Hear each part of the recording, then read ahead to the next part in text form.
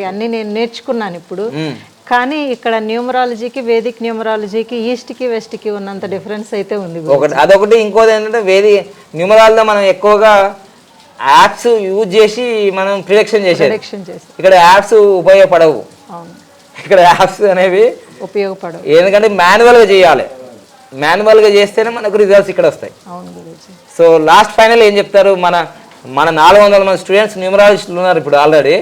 వాళ్ళు అక్కడే ఆగిపోయినారు, ఇంకా ఇక్కడ దాకా రాలేరు.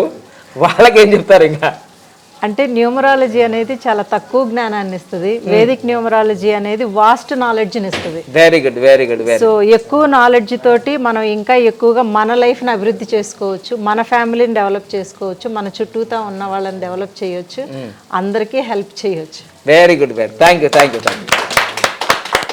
రండి తొందర రండి.